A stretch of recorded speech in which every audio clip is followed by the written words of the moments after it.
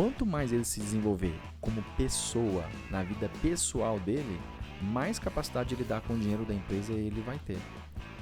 Eu ainda não vi, tá, uma empresa sadia, próspera, em que o dono dela não tenha uma sabedoria financeira, não tenha um conhecimento. Eu não vi ainda. Por quê? Você pode ter o melhor gestor financeiro. O gestor financeiro recebe ordens suas. Ele vai te alertar, ele vai te falar coisas, mas se você não segue o que ele fala, não adianta de nada.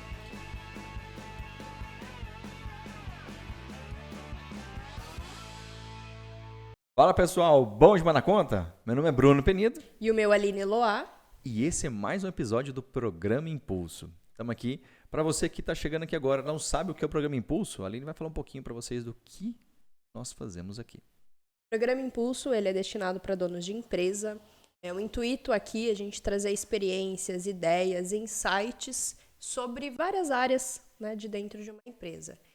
E a gente fala um pouquinho de tudo sobre empresa e assuntos que estão destinados para empresários. Então esse aqui é o momento para você pegar uma coisa nova e no outro dia, ou até mesmo no mesmo dia, já colocar em prática.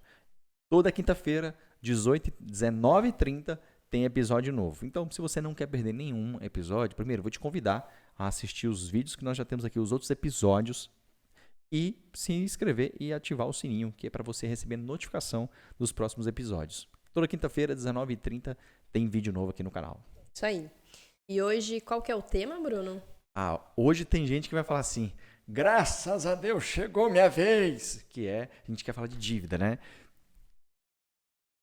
As dívidas se tornaram um problema. Como organizar o financeiro? A gente brinca, né? Poxa, tem muita gente endividada. Não, isso não é uma coisa legal, isso é triste. Porque existem maneiras de você se endividar de forma saudável e existem maneiras de você se endividar não tão saudáveis e que, de fato, levam um negócio a quebrar. Então, hoje a gente quer trazer bastante coisa aqui para quem está com dívidas ou para quem talvez ali está na meiuca ali, quer pular fora, quer ampliar a saúde da empresa. Então, tem bastante coisa aqui. Fica ligado com a gente aí. Isso aí. Eu já te faço uma primeira pergunta. Como o empresário identifica quando o endividamento da empresa está indo para um lado mais crítico, está se tornando crítico? Vamos pensar assim, Aline. Para o cara ter consciência, o empresário conseguir enxergar que o endividamento está pegando para ele, ele tem que ter noção do quanto o endividamento representa nas saídas dele. Então, a gente vê que ferramenta você pode utilizar para isso. Fluxo de caixa. O fluxo de caixa vai te dar uma visão ali onde você vai conseguir montar um share. Falar, cara, o que está nisso, o que está nisso, o que está na assado. E você vê que o seu endividamento, e quando eu digo endividamento, não é só dívida, por exemplo, de dinheiro que você pega. Fui lá, fiz um capital de giro, estou usando o cheque especial, estou pagando juros, mas também as parcelas que você tem de financiamentos, ou seja, de máquinas, de outros bens. Qual é a diferença dessas duas? Máquina gera capital, porque se você coloca para trabalhar, você tem produção, gera recurso. Capital de giro, nem sempre, porque se você colocou esse dinheiro é usado para uma coisa qualquer, queimou o dinheiro, pronto, aquilo vira só dívida. O ato de você pagar ou de você ter aquela dívida não está te agregando em nada. Bem, você comentou do fluxo de caixa. Quais outros indicadores você poderia, né, mencionar que são importantes para o empresário conseguir, de fato, acompanhar a saúde financeira do negócio? Vamos pensar assim, como a gente vai olhando o fluxo de caixa, o cara já tem uma noção, o empresário já consegue enxergar se ele isso está comprometendo o caixa dele. Outras maneiras de você olhar isso é o seu DRE.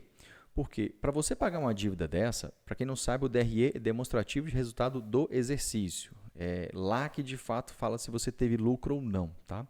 Se você não tem ainda, fica tranquilo, é uma coisa que você pode construir, tá? Inclusive a gente pode te ajudar nisso. Mas por quê? A dívida não se paga com dinheiro, se paga com lucro. Porque a empresa tem dinheiro, tá? Mas esse dinheiro é dela? Pertence a ela ou somente está transitando no caixa? Porque tem muito empresário que ele ainda toma decisão com base no saldo da conta corrente. Aí você fala assim, poxa, Legal, tudo bem. Se você tem um saldo, tá legal. Poxa, caixa é rei. Mas você tem esse dinheiro de fato? Esse dinheiro é seu?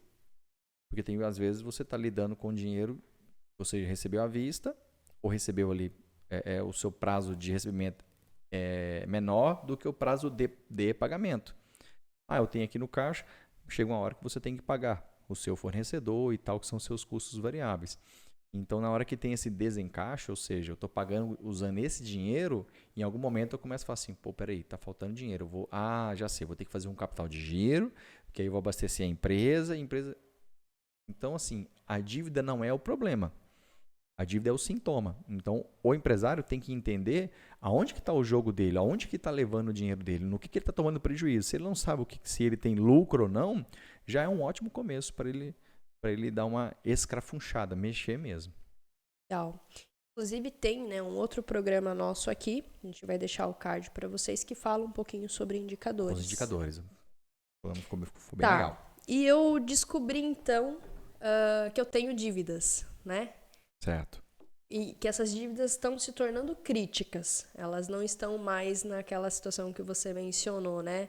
Tá me produzindo algo. Qual o primeiro passo que eu devo dar? O que eu devo fazer, então, para começar a mudar essa situação, esse cenário? Legal. Vamos pensar assim. Cada caso é um caso. Mas vamos imaginar que você é uma empresa, que você produz, você tem os seus funcionários, tem tudo bonitinho, você financiou máquinas, mas em algum momento, vamos pensar assim, durante a pandemia, você pegou Pronamp, você pegou outros empréstimos ali para poder fazer o negócio girar. Em que momento que eu vejo que, cara, eu preciso mexer nisso? Quando você olha para o seu caixa, quando volta aqui no fluxo de caixa, e você vê que está pesando para você. Ou seja, quando você olha a sua receita menos as suas despesas, o seu caixa está ficando ou negativo ou está ficando muito próximo a zero. E quando eu digo isso, não é que vai refletir no saldo zero na conta, mas na movimentação do mês. O fluxo de caixa, ele é um balanço que pode ser positivo ou negativo ou até zerar, né? Se eu recebi 100 mil na conta e saiu 100 mil na conta, eu fiquei com um fluxo de caixa zerado. Meu caixa está zero. Isso não significa que eu tive zero de lucro. Então entra a parte do DRE, né? Mas vamos pensar assim. Um mês você fechou negativo no seu fluxo de caixa. No segundo mês você fechou também. No terceiro mês, a partir do momento que você tem um fluxo de caixa. No quarto, no quinto. Então assim, peraí. Você vai esperar mais o quê para poder adequar? Porque assim, se você está queimando caixa, você tem um problema que pode ser no seu comercial, você não está vendendo, você está precificando errado, você pode ter um problema tributário, talvez você está pagando imposto que você não deveria pagar, ou talvez você tem mais dívida do que você suporta. Então, por exemplo, tem algumas empresas que elas vão lá, tomam um capital de dinheiro no banco, toma na outra e usa alguns recebíveis como garantias, mas é um empréstimo que paga em parcelas, né? Como, por exemplo, hoje é muito comum você fazer um empréstimo usando maquininha de cartão.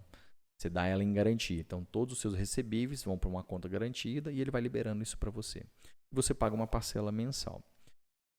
Chega um momento que talvez você está passando por uma situação, você tem uma parcela lá de 5 mil, de 4 mil, e aquilo começa a pesar, pesar, pesar. Qual o primeiro passo? Chegar no banco e fazer uma renegociação. Falar, olha, banco, eu preciso readequar a minha parcela. O que o banco vai fazer? Ele vai querer diluir o seu saldo em um novo prazo, mantendo a mesma taxa de juros ou às vezes até maior. Você vai aceitar isso? Não. Porque assim, reduzir somente a parcela, às vezes não é o que vai resolver para você.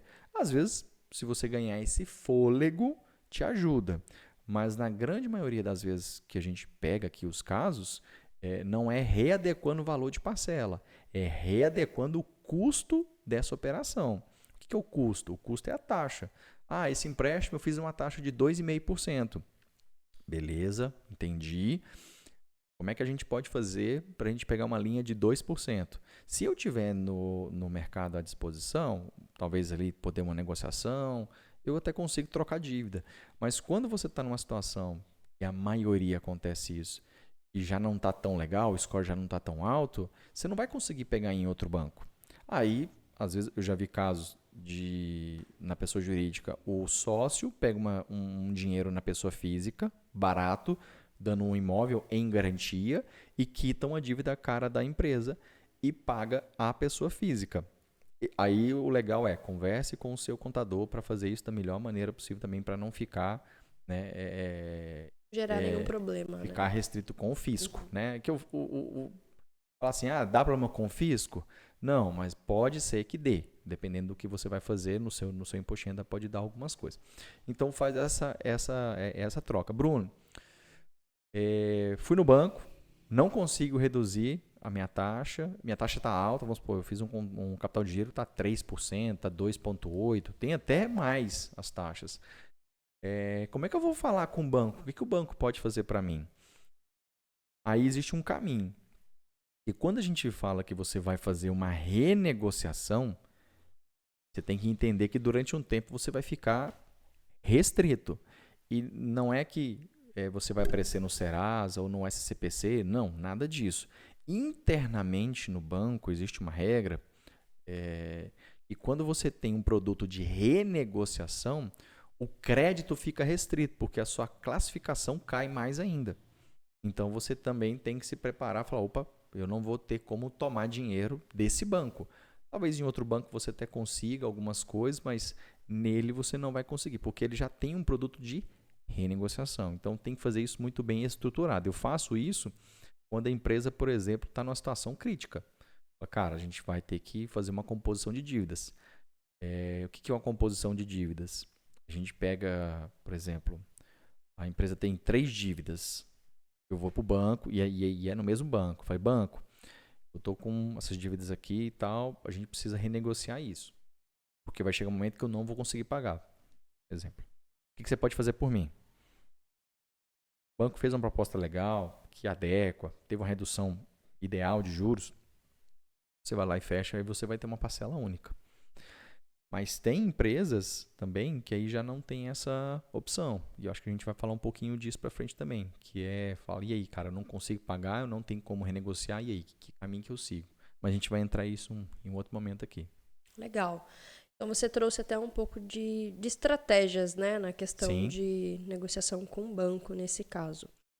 Como que eu sei quais dívidas eu devo priorizar para, de fato, pagar primeiro?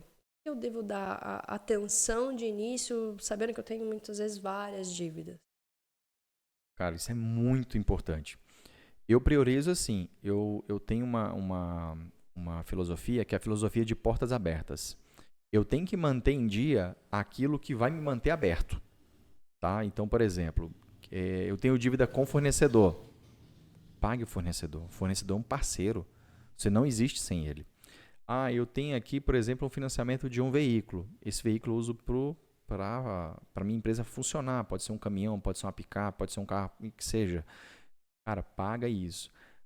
Então eu vou nessa ordem. Então aquilo que é necessário, a gente mantém. Aquilo que não é necessário, a gente fala, cara, como é que eu faço para mexer nisso? Toda operação que ela tem garantia, como por exemplo um contrato de financiamento de veículo, o veículo é a garantia daquele contrato. Então, qualquer coisa que acontecer, há a penhora daquele bem. Então, são contratos que você vai ter que deixar em ordem. Porque se entrar uma busca e apreensão, você fica impedido de usar o carro, gera algumas restrições. Às vezes, a gente conhece a história de pessoas que esconderam o carro, né? O carro depois fica bloqueado, você não consegue fazer o licenciamento, que é de fato para ficar apreendido mesmo. Caso ele for parado numa blitz, assim, esse carro vai ser apreendido e de fato vai ser levado aí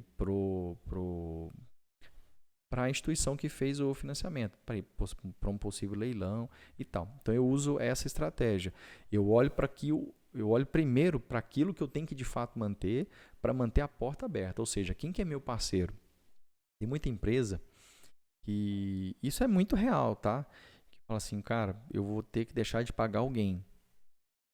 Ela vai lá e deixa de pagar o pequeno. Esse fornecedor é pequenininho, ele deixa aí, ele não é importante para mim. Cara, você está estrangulando ele, porque se você é pequeno e você está matando o seu amigo pequeno, são 2 pequenos que logo, logo vão deixar de existir. O grande, às vezes, não tem a flexibilidade que o pequeno tem.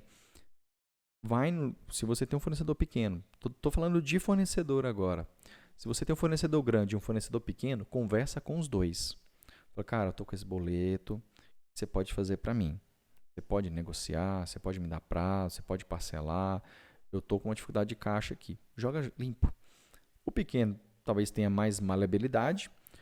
O grande, às vezes, não te dá benefício nenhum. Alguns falam, vou te dar aqui, você me paga daqui 60 dias. Depende muito do setor, do ramo. Mas sempre jogue limpo, não minta.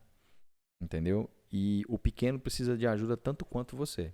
Né? Então, dá uma atenção. Não pisa na bola com o fornecedor. Porque eu conheço histórias de empresas que reergueram porque, de fato, tinham um fornecedor que era parceiro. Mesmo na dificuldade, falou assim, cara, eu vou te fornecer. Pode vir aqui, você pode pegar mercadoria, a gente tá junto com você. Isso aí é uma fase. E também tem as histórias de quem fez isso e também quebrou, enfim. Mas fornecedor é parceiro.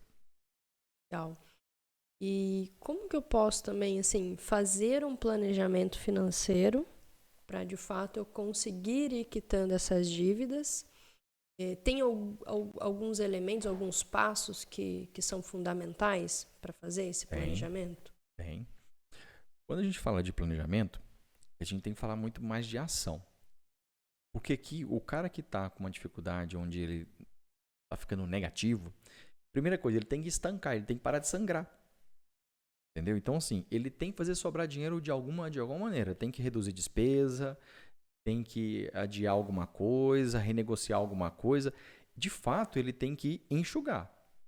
É o primeiro ponto. Porque tem muita gente que fala assim, eu estou com dificuldade para pagar, eu preciso vender mais.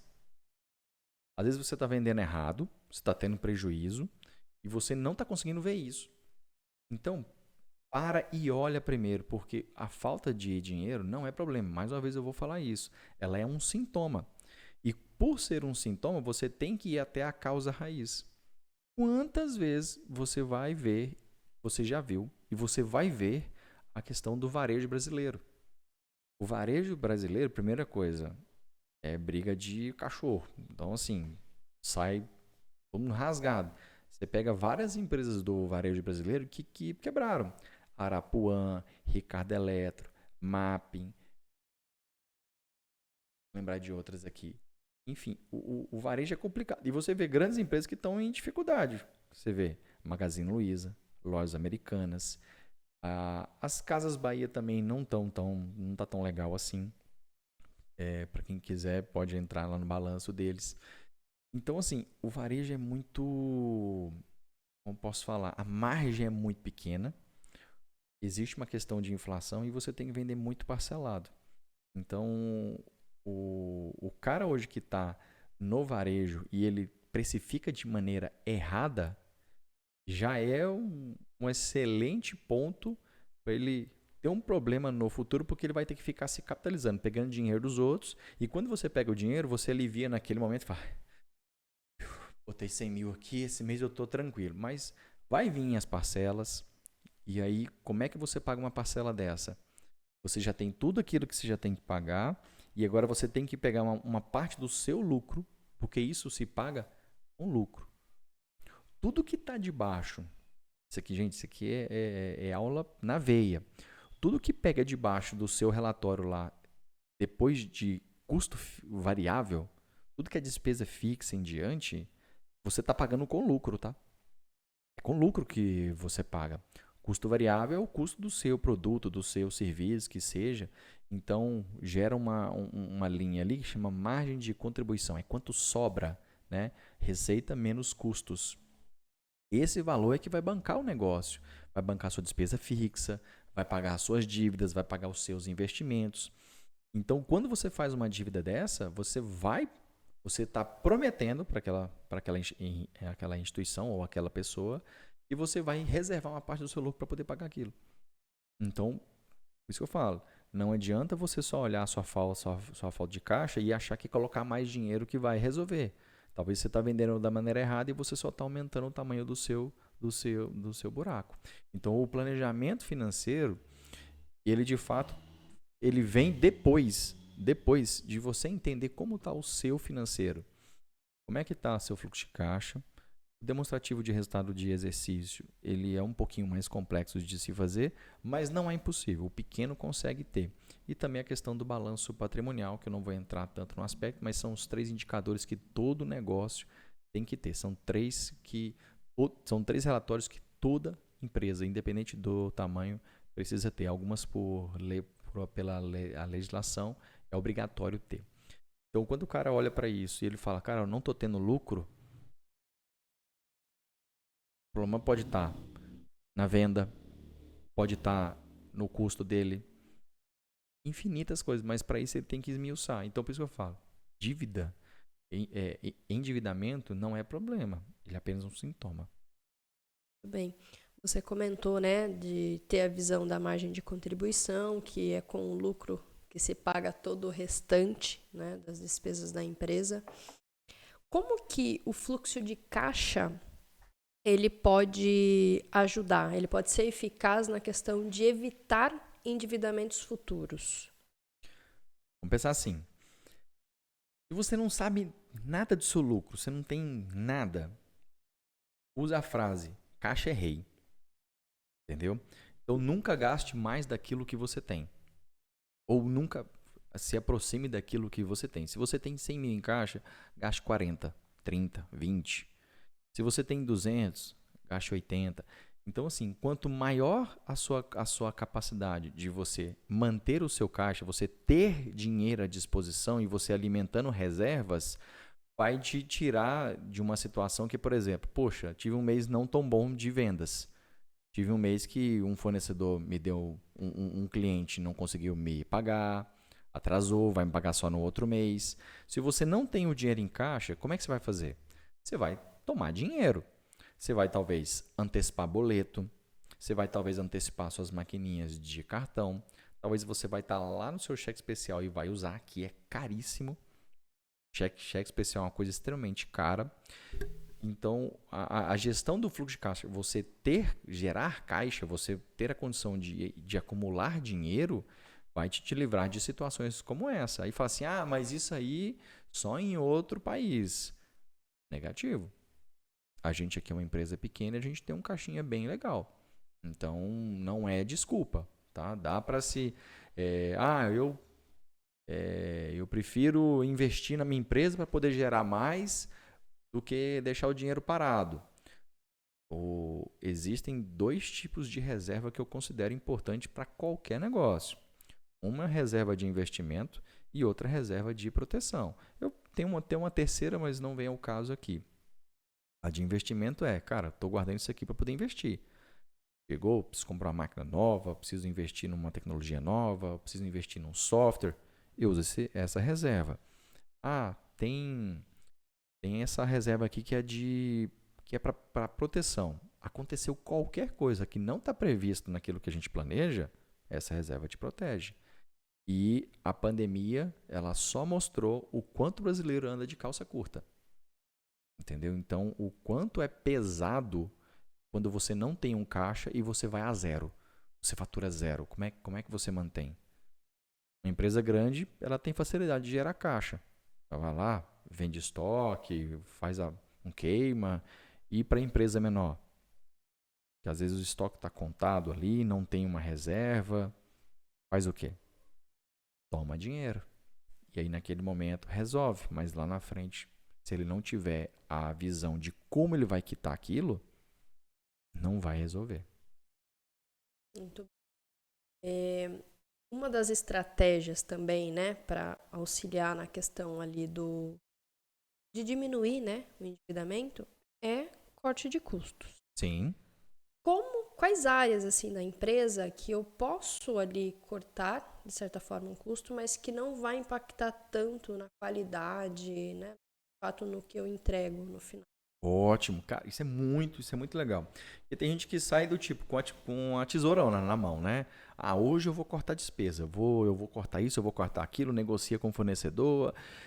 Então, assim, não é sair cortando de qualquer jeito. A primeira coisa, quando eu olho fluxo de caixa, fluxo de caixa é uma ferramenta muito legal, resolve bastante coisa, viu? Para você que não tem, a gente tem uma metodologia aqui, se você quiser conhecer mais, fala aqui com a gente que a gente pode te ajudar. eu costumo fazer o quê? Despesa, você não pega por linha. Assim, vou aqui, ó, essa despesa, R$ 1. Não, é por categoria. Então, ou seja, eu agrupo todas as minhas despesas em categorias. Tudo que é dessa categoria, eu vou conseguir enxergar aqui. Beleza, isso aqui é fornecedor, isso aqui é conta de luz, vejo tudo. Eu pego do maior para o menor. Eu começo a olhar, o que é o maior aqui? O maior é fornecedor. Beleza.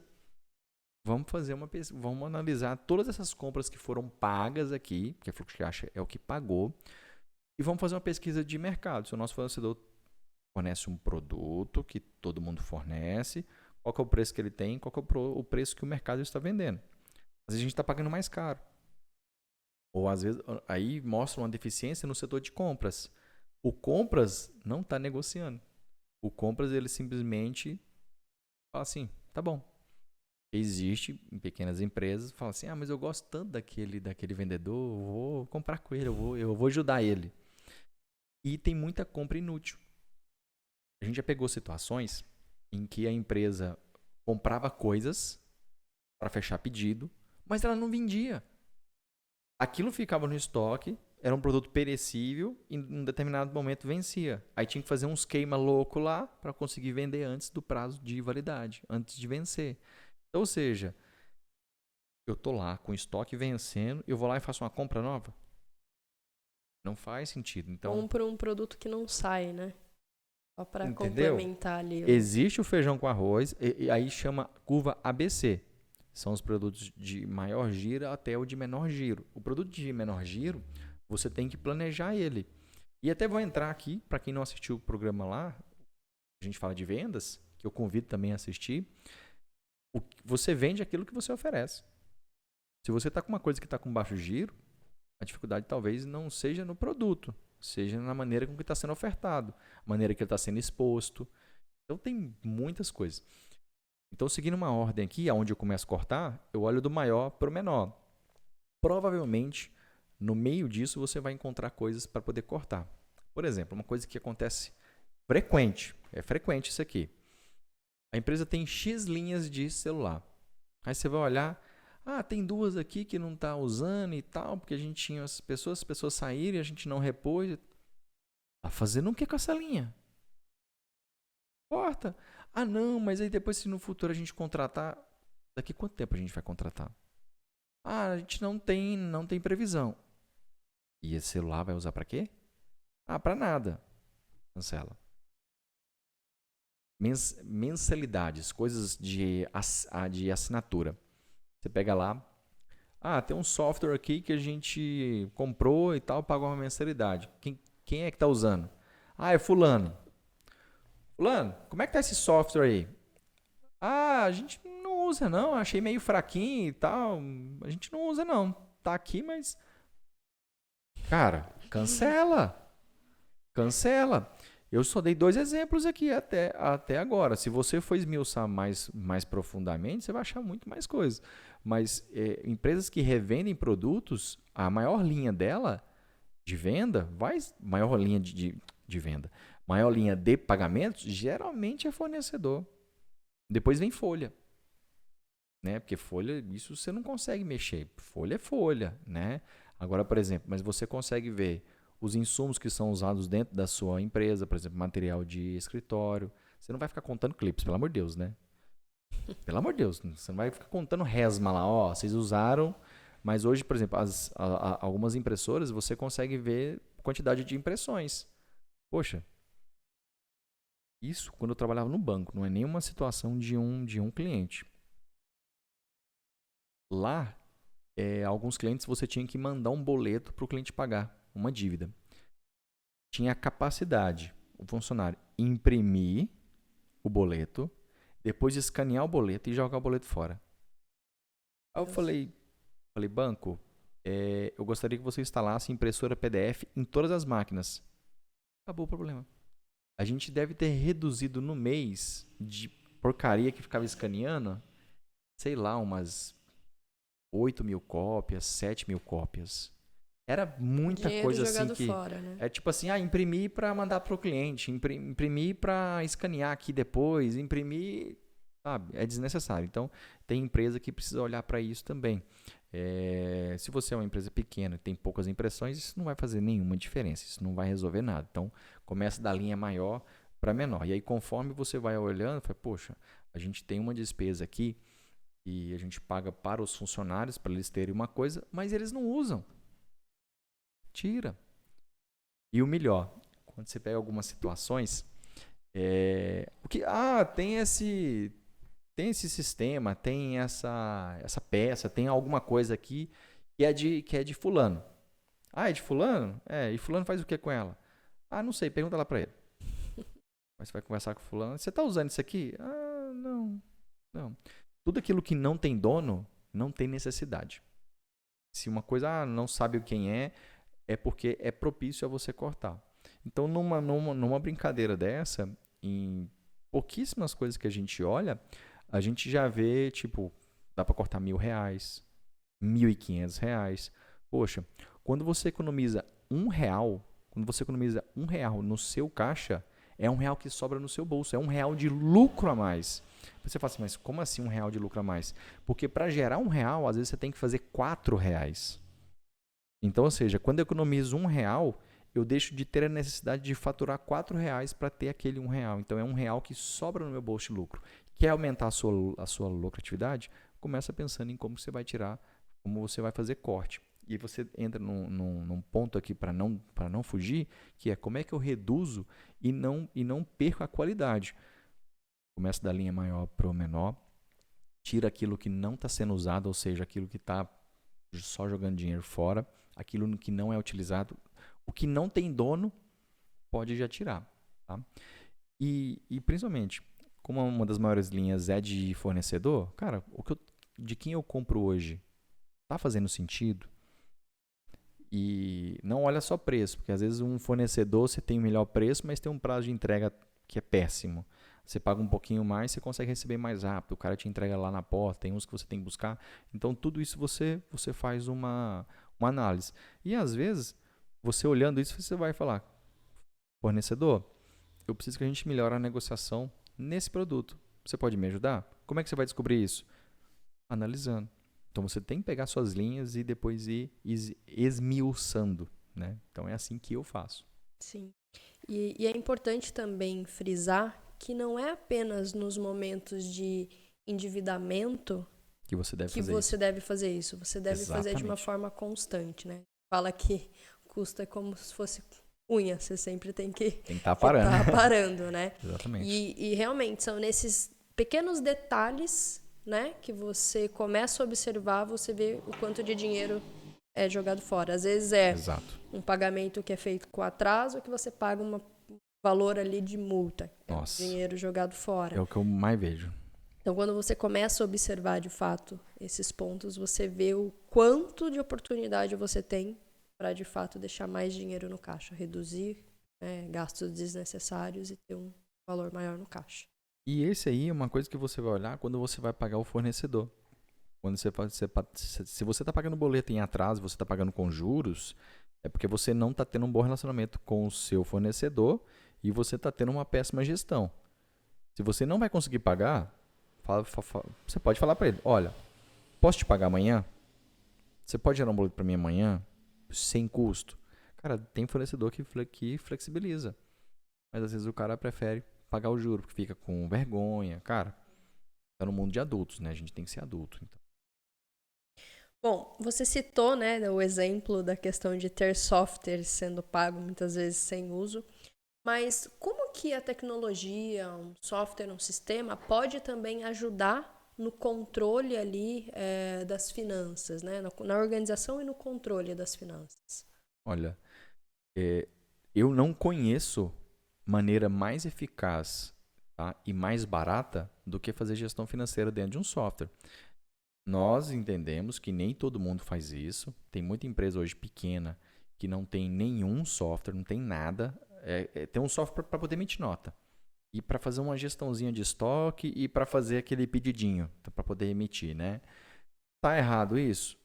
Cara, se você quer ter gestão, aquilo que você não mede, você não controla. Então, sim, está errado. Que pontos eu entendo que a tecnologia agrega para a gestão financeira de um negócio?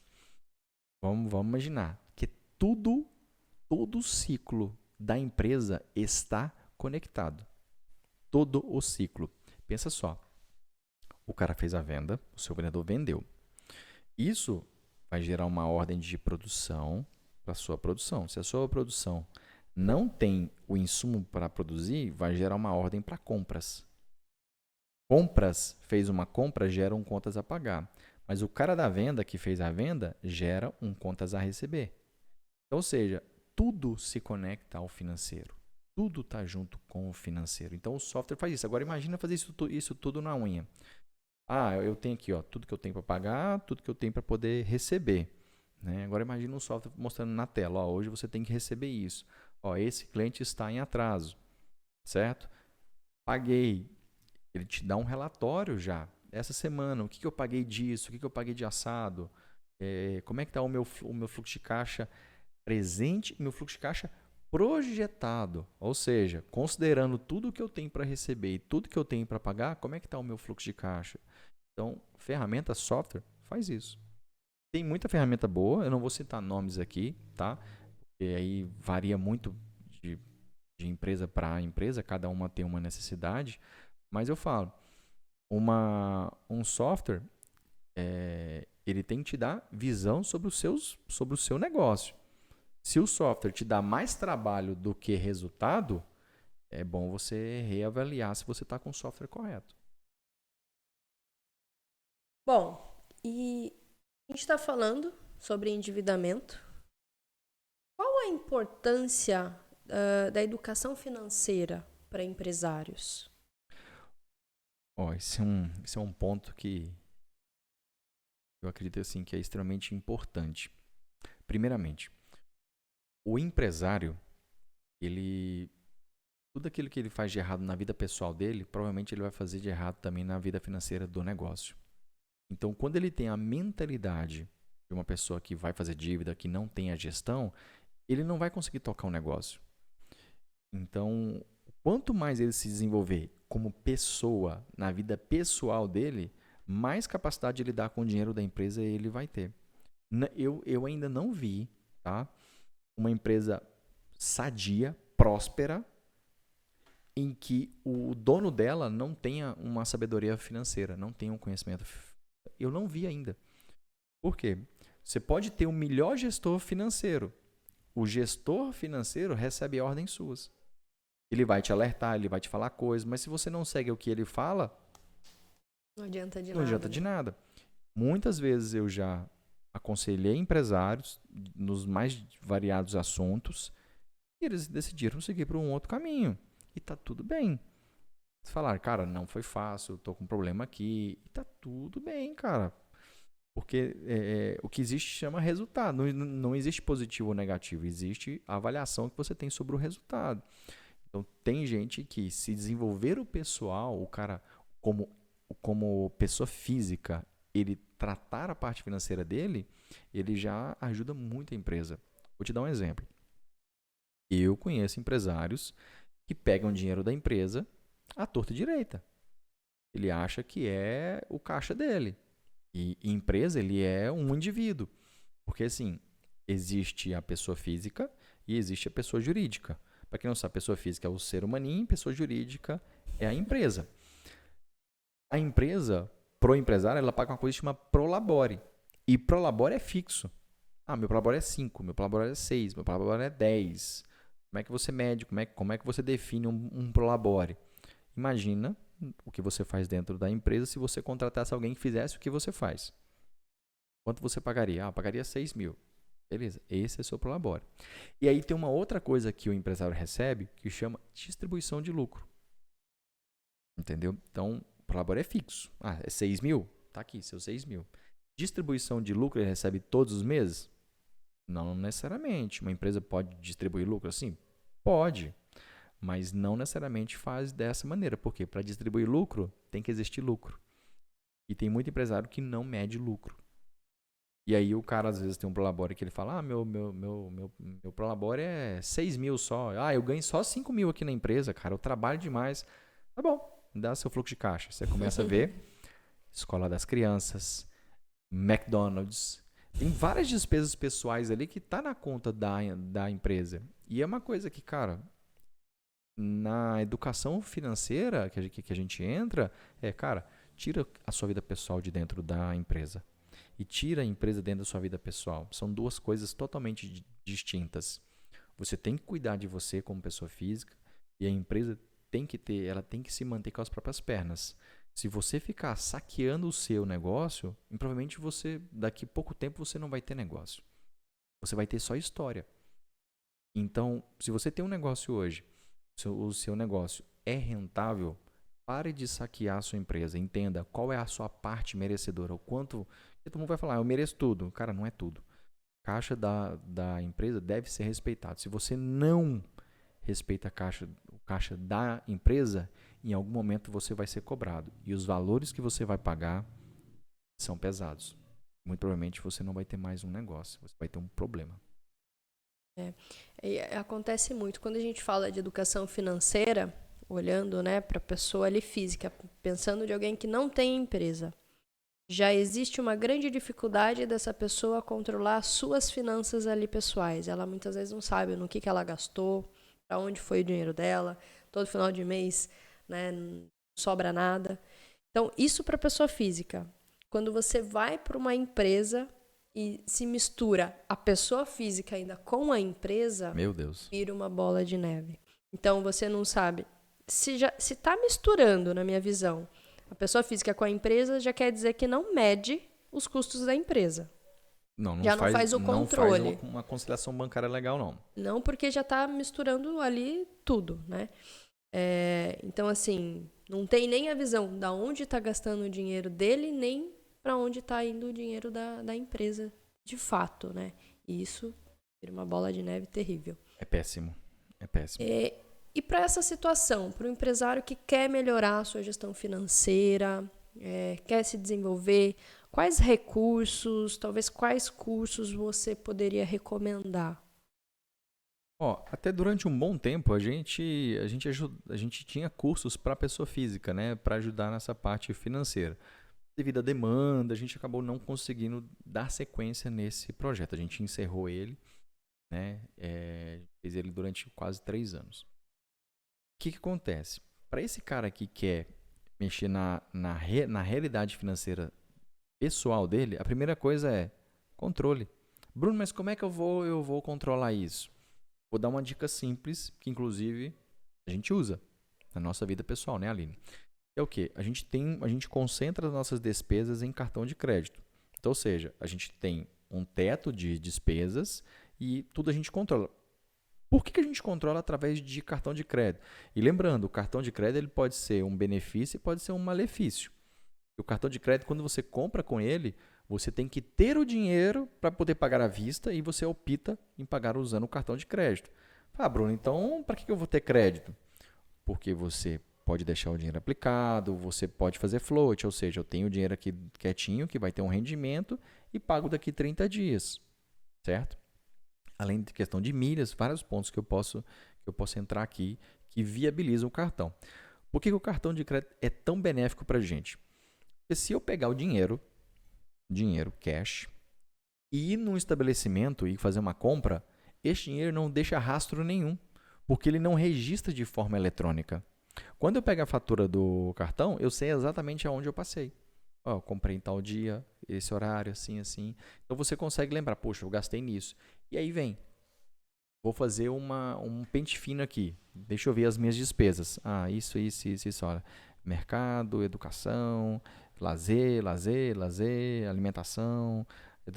Entendeu? Você consegue mensurar as suas despesas. Então, por isso que eu falo, o controle é o primeiro ponto. É você tomar consciência da onde você está. É o primeiro ponto. Aonde que eu estou? Eu estou nesse nível. Qual nível que eu quero chegar? Ponto B. Beleza.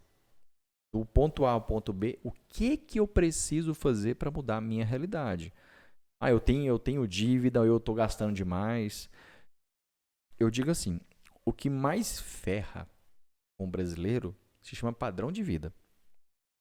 Porque a partir do momento que você adquire um padrão, aquilo sobe, você não volta. Realmente. Eu conheço pessoas que fazem isso com uma maestria maravilhosa. O cara tem um carro X, ele mudou a situação da vida dele, ele se desfaz daquele bem, vai para um carro usado, vai para um carro menor, vai para um carro mais barato, sem problema nenhum. Entendeu?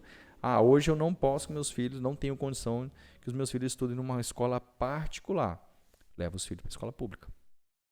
Tem gente que fala, eu não Tem a flexibilidade, né? flexibiliza. Então, ou seja, em vez de eu gastar 3, 4 mil aqui, eu vou cortar essa despesa aqui agora, vou cuidar de mim aqui, daqui a um tempo a gente volta.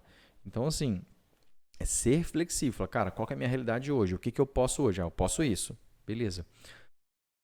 Depois que ele sabe aonde ele está, o primeiro jogo que eu falo, você não vai vencer o jogo. Você vai empatar o jogo. Eu nunca sobra. Primeiro empata o jogo. Faz um 0-0. Cara, eu consegui, 0-0. Depois você pode ir jogando outro jogo para poder, de fato, 1-0, 2-0, 3-0, porque a meta é fazer sobrar. E não só sobrar, mas é você gerar riqueza com a sobra. Por exemplo, a empresa paga uma coisa que chama distribuição de lucro. Se você está recebendo essa distribuição de lucro e não está gerando outras riquezas, fazendo outros investimentos, colocando em coisas que vão te levar para um outro nível, como é que você imagina a sua vida daqui 10 anos, daqui 15 anos, ou quando você estiver aposentado, ou quando você não vai aposentar. Tem gente que, eu pago INSS, a gente sabe que é um sistema que está com seus dias contados. Se não houver uma reforma, vai ficar extremamente complicado. E você vai viver um salário pequeno, se você for pensar. Não tem como. Então, o empresário, ele recebe da empresa, mas ele tem que ter coisas que ele vai construir na vida dele que vai propiciar renda. Que tem que ter uma renda passiva, porque a sua capacidade de trabalho com o passar do tempo, ela não é maior, ela é menor. Então, quanto menor a minha capacidade de entrega, consequentemente também eu não vou conseguir produzir. Então, se eu não produzo, eu não recebo. Empresário, a gente sabe que uma estrutura, o empresário mesmo, a estrutura produz e ele administra, né? Mas em algum momento, se você parar e falar, não consigo mais ir para a empresa, quem vai te sustentar? Porque para o Labore você recebe enquanto você está trabalhando no negócio. Então, a riqueza que você gera na sua pessoa física é da sua pessoa física. E, consequentemente, te protege para você não precisar ficar mendigando para a empresa. A empresa paga isso para mim, a empresa me dá isso. A empresa é um indivíduo, ele tem vida própria. E tem que funcionar com as próprias pernas. Então, esse seria o ponto que eu iniciaria, né? Todos esses pontos aí, para que você mude a sua realidade financeira. Tá? Não vou indicar nenhum curso, nenhuma coisa assim, mas é de fato os pontos que eu seguiria e que inclusive eu segui para mudar, porque não sei se vocês sabem, eu sou um ex-endividado, então... Tem propriedade para falar, Nossa né? senhora, já me endividei das maneiras mais criativas que vocês possam imaginar. E hoje eu não volto para esse caminho nem a pau. Uma coisa que é também interessante citar, né? Você falou um pouquinho, né, do que fazer, como fazer, mas sempre ter em mente, de fato, a visão de construir rendas passivas. Exato. No sentido de você não ter todos os ovos Uma única cesta. Então, geralmente, o empresário, ele conta com os ovos ali que vêm da empresa, mas desses ovos ele precisa diversificar, porque senão é crítico ele depender de um lugar só. Se não tiver ali uma entrada, e aí, como é que vai funcionar as coisas? E muitas vezes pega empréstimo para a empresa, na verdade, porque tem dívidas também na pessoa física. Acontece. Né? Acontece. Então tem que realmente ter essa mentalidade do que eu estou construindo com aquele dinheiro que eu estou, de fato, recebendo da empresa. Eu preciso, na minha pessoa física, construir um patrimônio, construir algo que vai me dar também um respaldo, caso em algum mês ali eu não tenha como tirar um prolabore da empresa. Esse ponto é muito importante e é uma coisa que a gente faz na nossa vida, né? Questão de diversificar. Sim. E isso só é possível por conta da educação financeira, né? Do tempo.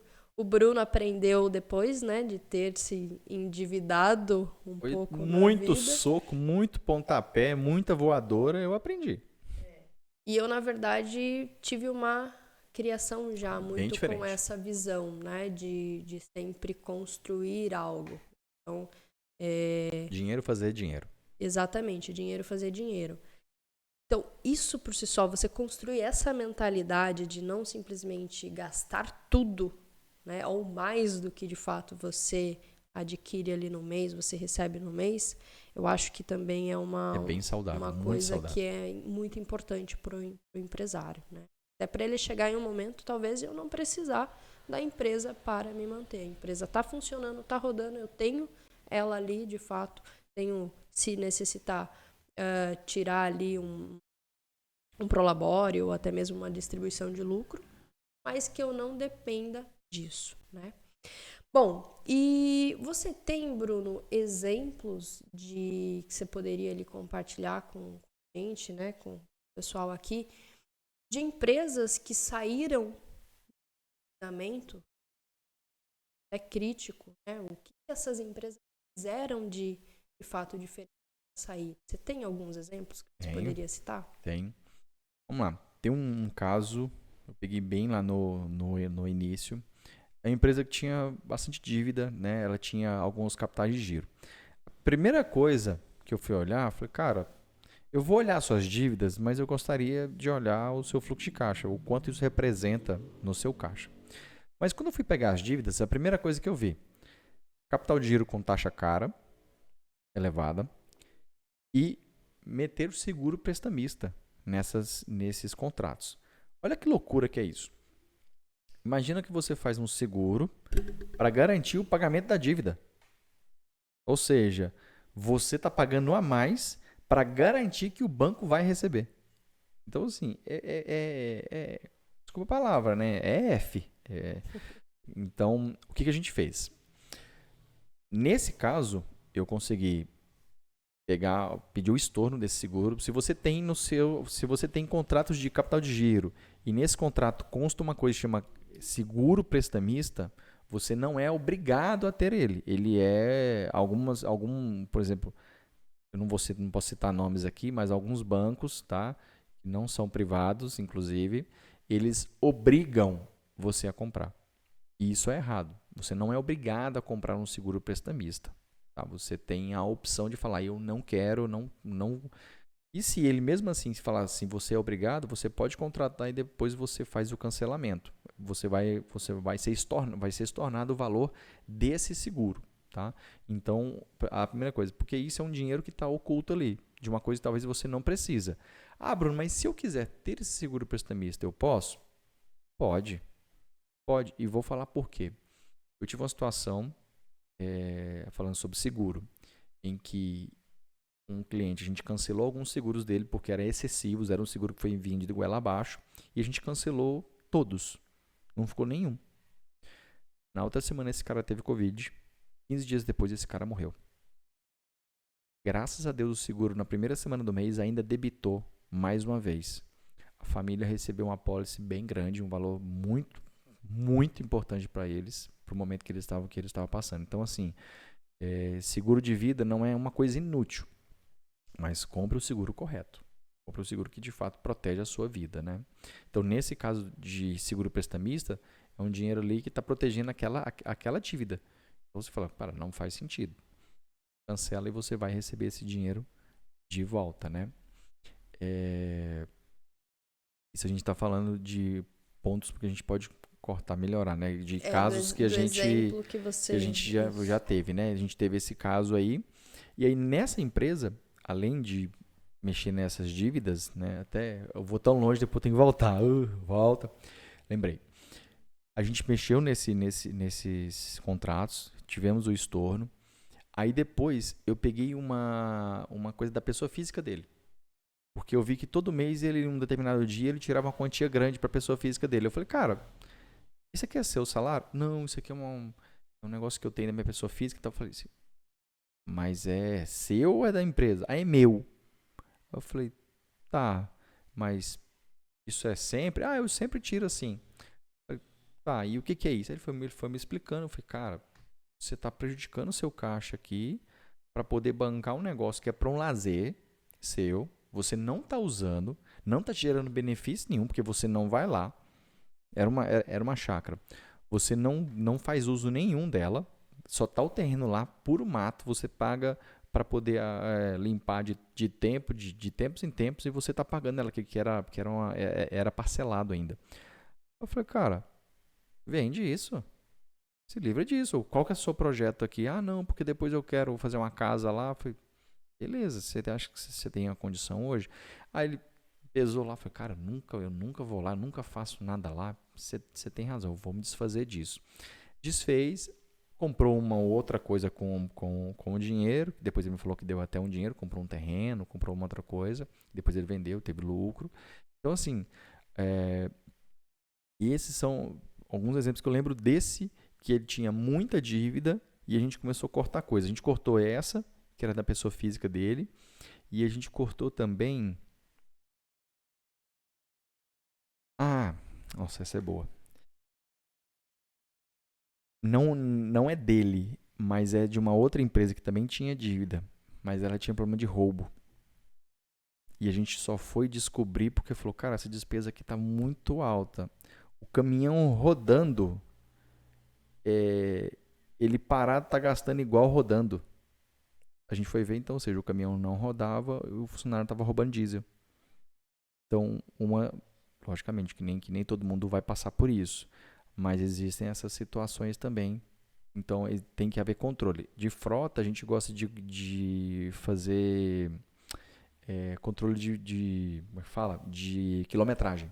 Então, ou seja, esse caminhão rodou tantos quilômetros essa semana. Abasteci ele, o tanque pegou tanto. Então, ou seja, na média, deu X litros por quilômetro, né? Esse é um dos exemplos que eu tive também. A gente conseguiu uma empresa que tinha dívida, inclusive também tinha uma dívida de pessoa física. Nossa, se eu for lembrar tudo que eu tenho aqui, vai ficar um tempão. Mas esse é um caso legal também. Na época, o proprietário dessa empresa queria fazer uma compra para a pessoa física dele, ou seja, um bem pessoal. E ele foi lá no banco e tomou um capital de giro para comprar esse bem na pessoa física. E a empresa pagava todos os meses essa parcela, uma parcela de R$ 8.900.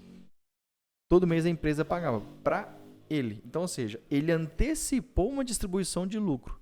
Por quê? Para pagar essa parcela, você paga com lucro. Então, ou seja, pode fazer isso?